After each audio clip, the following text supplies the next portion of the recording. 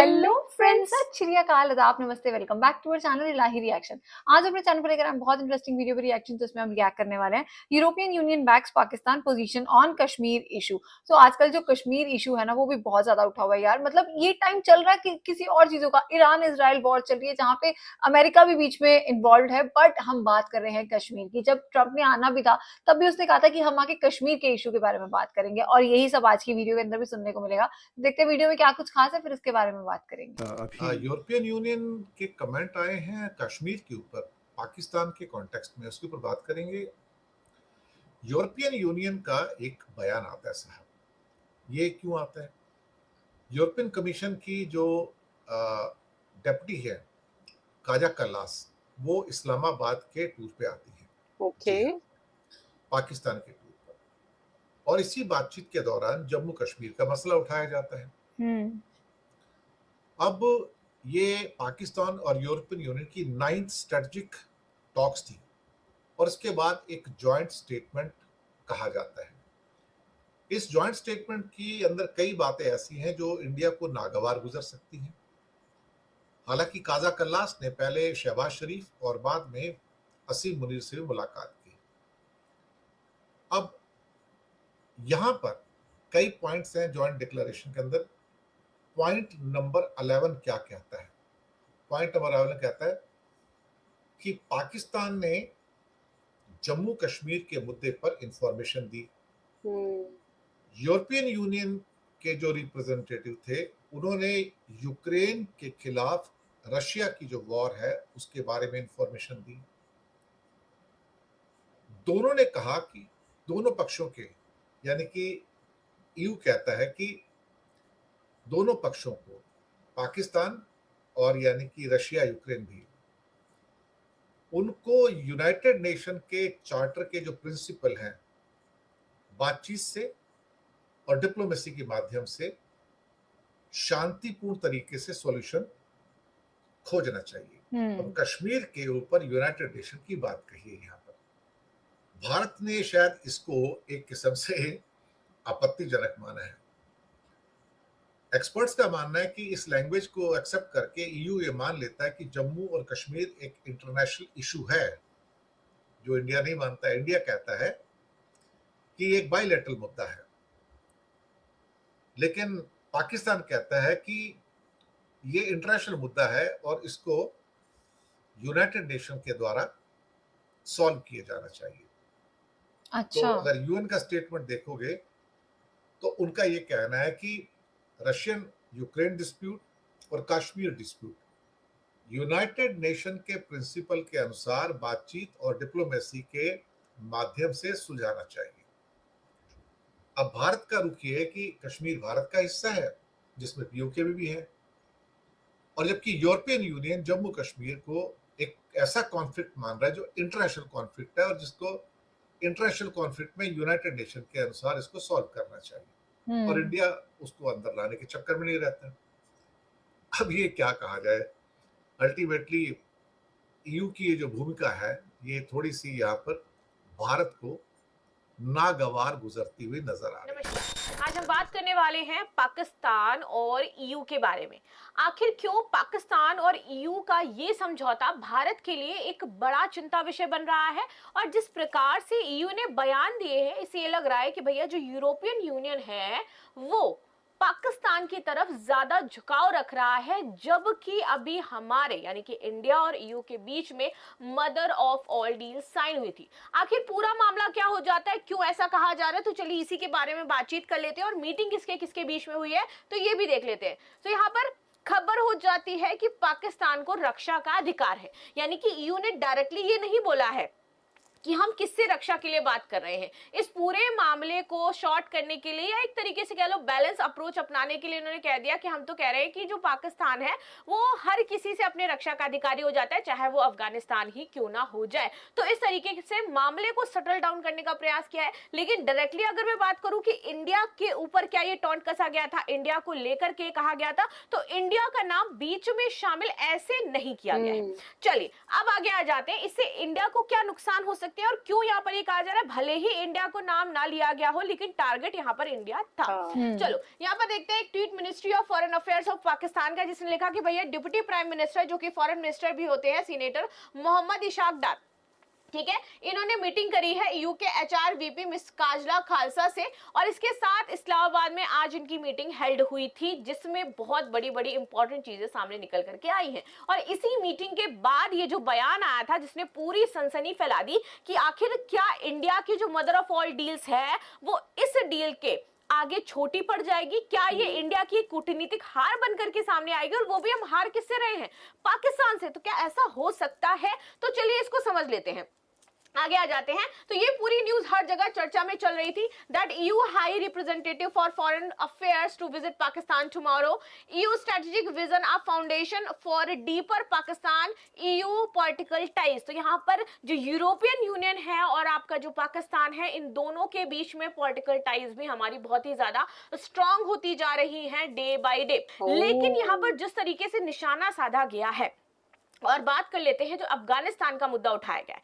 अगर हम कहें तो भैया अफगानिस्तान को इंडिया सपोर्ट करता है, डायरेक्टली भी करता है और इनडायरेक्टली भी करता है, और धीरे धीरे हमारे और जो तालिबानी सरकार है उसके साथ भी संबंध बेहतर होते जा रहे हैं। लेकिन अभी हमने तालिबानी सरकार को एज अ गवर्नमेंट मान्यता नहीं दी है। तो यहाँ पर आपको याद होगा कुछ दिन पहले तक युद्ध चल रहा था, ठीक है, और डूरंड लाइन यहाँ पर विवाद बनी हुई थी।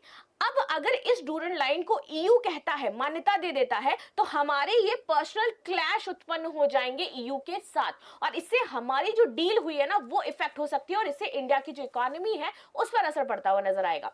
पड़ गया ये है हमारी 27 फरवरी 2026 में जब Pakistan defence minister says that country is open war with Afghanistan after the strikes, ये खबरें हमने देखी थी कि भैया दोनों के बीच में क्लासेस चल रहे हैं, और यहाँ पर कई बार ये भी कहा गया था कि अफगानिस्तान जो है वो इंडिया के सपोर्ट से हमारे ऊपर हमला कर रहा है। तो अगर ईयू ये स्टेटमेंट देता है कि हर एक नेशन को रक्षा का अधिकार है, पाकिस्तान को रक्षा का अधिकार है, तो ईयू इनडायरेक्टली यहां पर ये जस्टिफाई कर रहा है कि भैया अगर वो आपके ऊपर हमले कर रहे हैं या फिर इस तरीके से एक्टिविटीज हो रही है तो वहां पर क्या हो जाता है, पाकिस्तान सही हो जाता है। यानी कि झुकाव एक नजर आया है ईयू का पाकिस्तान की तरफ। मतलब वो कह रहे हैं अपने फिर तो डिफेंस में इससे ही कर ये रहा भी है वो। साबित हो जाता है कि जो अफगानिस्तान में बार बार क्लेम किया जा रहा है, जो पाकिस्तान क्लेम करता है कि अफगानिस्तान को इंडिया की बैकिंग हो जाती, तो ईयू क्या इसको भी मानने के लिए रेडी हो जाता है। तो यहाँ पर एक क्वेश्चन मार्क जो नजर है वो हमें आया। अब देखते हैं कि आखिर ऐसा हुआ क्यों, क्यों इतना ज्यादा झुकाव रख रहा है भैया, क्या चीजें हो जाती हैं, और पाकिस्तान क्यों इस मदर ऑफ ऑल डील्स को खत्म करना चाहता था और क्यों परेशान था इतना ज्यादा, जिसमें वो थोड़ा ही आप देखो तो सक्सेसफुल तो जरूर हुआ है इस स्टेटमेंट के बाद। चलो आगे आ जाते हैं। तो यहाँ पर आपको पता चलेगा that Pakistan exports to Europe increases by 8.62% to 7.55 billion in 10 months, और ये यूरो में है हमारा। ये अचानक से 10 महीने में कैसे इतना ज्यादा इंक्रीज हुआ, क्या चीजें रही हैं, ये भी बताएंगे क्यों इंक्रीज हुआ है। Importance of Pakistan's trade with the UK as a part of the EU. With the EU and the UK is Pakistan largest export destination and second largest source of import। ये chart आपको show करता है कि किस तरीके से दोनों के बीच में जो इंपोर्ट एंड एक्सपोर्ट है आपको एक अलग लेवल पर देखने को मिलेगा। कुछ दिन पहले जब EU के साथ ही हम दोनों व्यापार कर रहे थे तो पाकिस्तान ने एक हमारे जो बासमती राइस है इसको लेकर के दावा ठोका था कि ये हमारा हो जाता है, और पाकिस्तान ने कहा था ये हमारा हो जाता है। उस स्लॉट में ईयू ने दोनों को जगह थी। तो क्या ईयू डबल गेम खेल रहा है या फिर ईयू सिर्फ न्यूट्रलाइज होना चाहता है कि भैया देखो हमें क्या है, इंडिया के एक्सपेक्ट एक अलग मार्केट भी क्रिएट करनी, हम इंडिया पर पूरी तरीके से डिपेंडेंट नहीं रह सकते हैं। लेकिन अगर मैं मार्केट की बात करूं तो आपको ये पता होना चाहिए कि जो पाकिस्तान है ना वो पता है किसमें शामिल है। Since January 2014 Pakistan has GSP plus status है पाकिस्तान के पास, जो कि ईयू ने दे रखा है। आखिर ये कौन सा स्टेटस हो जाता है जो हमारी मदर ऑफ ऑल डील से भी बड़ा है और जिसकी वजह से 10 महीने में इतना बड़ा प्रॉफिट पाकिस्तान ने कमाया है। ये एक ट्विस्ट एंड टर्न पॉइंट है जिसके बारे में मैं बात कर रही हूं। और अगर आप में से किसी को भी इसके बारे में पता है तो जरूर बताना कि क्या आप पहले से जानते थे कि भैया ये क्या हो जाता है जीएसपी प्लस स्टेटस जो पाकिस्तान को दे रखा है ईयू ने, जिससे ये कहा जा रहा है कि भाई इंडिया को तो ठीक है, आपने बोला कि मदर ऑफ ऑल डील्स हम साइन कर रहे हैं, लेकिन उस मदर ऑफ ऑल डील से पाकिस्तान पर इफेक्ट बहुत ज्यादा पड़ रहा था। पाकिस्तान को लग रहा था कि हमारी पूरी की पूरी मार्केट खत्म हो जाएगी, हमारे पास जो पैसा आता है, हमारी जो चीजें वो कहीं ना कहीं समाप्त हो जाएंगी। तो इस वजह से ये इंप्लीमेंट हो इससे पहले ही पाकिस्तान ने भैया मीटिंग सेट कर ली ईयू के साथ और दिखाया कि देखो मेरी कितनी बड़ी जो कूटनीतिक जीत है वहां पर दिख रही है। अब व्हाट इज जीएसपी प्लस? तो ये एक स्पेशल इंसेंटिव एग्रीमेंट होता है for sustainable development and good governance that support vulnerable developing countries। यानी कि इससे ये पता चला कि भैया पाकिस्तान ने हमसे पहले ही एक बेहतरीन डील ईयू के साथ साइन कर रखी थी। यानी कि कोई बहुत बड़ी चीज इंडिया ने नहीं की है ऑलरेडी, और उसके लिए 66% से भी ज्यादा ऐसे प्रोडक्ट्स थे जो ईयू के टैरिफ फ्री थे उसके लिए। जो ये क्राइटेरिया यहाँ पर दिया गया ये दिखाता है कि कैसे स्ट्रॉन्ग पकड़ पाकिस्तान ने ईयू पर बनाई है। इंडिया तो बाद में एक डील साइन कर पा रहा है, हम जो इतना बड़ा बड़ा चलाए थे mother of all deals mother of all deals, अब आपको पता चलेगा कि भाई पाकिस्तान तो पहले ही बहुत अच्छे स्टेटस में शामिल हो जाता है, but it's a vulnerable country, हमें ये याद रखना होगा। Now at a glance, EU preferential imports from GSP beneficiary countries 2024, जहां पर आप देखोगे कि किस तरीके से यहाँ पर बेनिफिट मिला है इसकी वजह से, चाहे वो इकोनॉमिक स्ट्रक्चर हो इसका 51% अप्रोक्सीमेटली, जीडीपी 20-24% में बढ़ा है, साथ ही साथ नेचुरल गैस रिजर्व में हो चाहे एक्सपोर्ट प्रोडक्शन में हो। जीएसपी प्लस प्रेफरेंसेस की बात कर लेते हैं, ट्रेड पार्टनर्स की बात करते हैं। EU and the UAE and the US are Pakistan most important trading partners यहाँ पर हो जाते हैं, जिसमें चाइना है, उसके बाद यू है, फिर यूएई है और फिर यहाँ पर यूएस हो जाता है। ठीक है, साथ ही साथ ट्रेड विद ईयू की बात करें तो भैया यहाँ पर 11.0 बिलियन यूरो से लेकर के 2024 में अब अप्रोक्सीमेटली हर साल दर साल 12 से 24% तक यहाँ पर बढ़ रहा है। तो किस तरीके से देखोगे कि पाकिस्तान की इकोनॉमी में ये बहुत बड़ा रोल अदा कर रहा है, जिसकी वजह से इसकी इकोनॉमी बची हुई है। ये देखिए 11 billion up at the largest product section under the GSP plus million 2024 किस तरीके से बढ़ता हुआ आपको नजर आएगा।